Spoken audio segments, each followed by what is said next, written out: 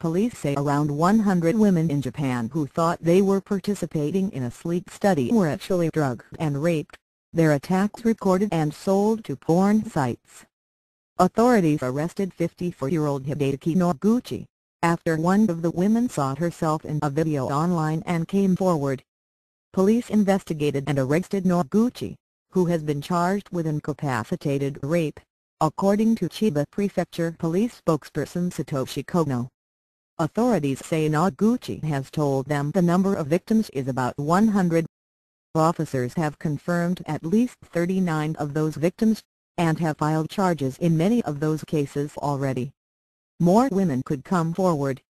The assaults allegedly began in 2012 when police say Noguchi took out a newspaper ad seeking participants for a sleep study.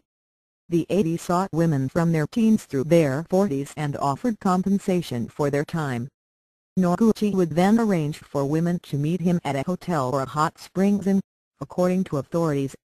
He would allegedly tell women he planned to test their blood pressure while they slept. He reportedly told women he was a doctor, but police could not confirm that.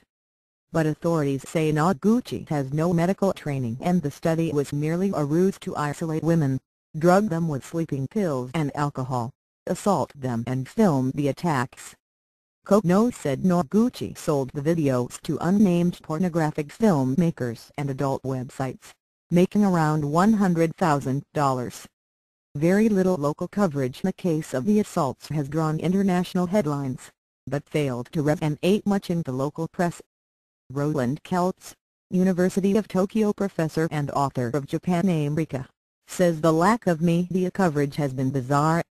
Usually sexual crimes are reported pretty avidly in Japan, especially in the tabloids, said Keltz. The media sensationalizes these stories just like it does in the West. Keltz points to the recent kidnapping crisis and subsequent murders of ISIS hostages Kenji Goto and Hiroyuki Noguchi, which have dominated Japan's national media headlines. There's also another grisly story gripping Japan about the murder of an elderly woman. After such a gruesome news cycle, Keltz says the media just might not have the tastes to cover the rapes, as they normally might do. What's more, police have released very little information about the alleged attacks, citing the victims' privacy. Authorities have granted no interviews on camera. Information or exclusive interviews on big stories is often given to newspaper beat reporters in Japan. But even they have been unusually short on information regarding Noguchi's alleged crimes. Recent changes to Japan's laws that regulate the classification of sensitive information have tightened punishments for leaking information. The so-called state secrets law was drafted under Prime Minister Shinzo Abe and took effect late last year. The law imposes prison sentences of 5 to 10 years for leaking state secrets, depending on the position of the leaker. The law has been criticized by Internet activists and groups including Human Rights Watch and Reporters Without Borders.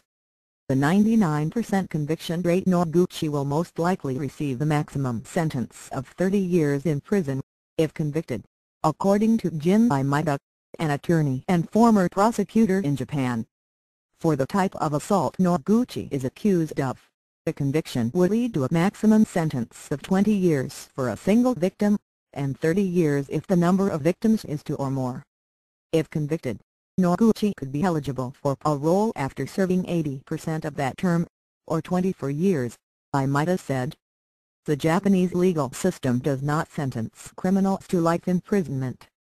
Japan has a general conviction rate of more than 99%, according to the U.S. Embassy in Tokyo. Japanese prosecutors will often wait to bring charges against a suspect until they are certain they have a conviction. Thus, if charges are brought against someone for a crime in Japan, there is a near guarantee that he or she will be found guilty.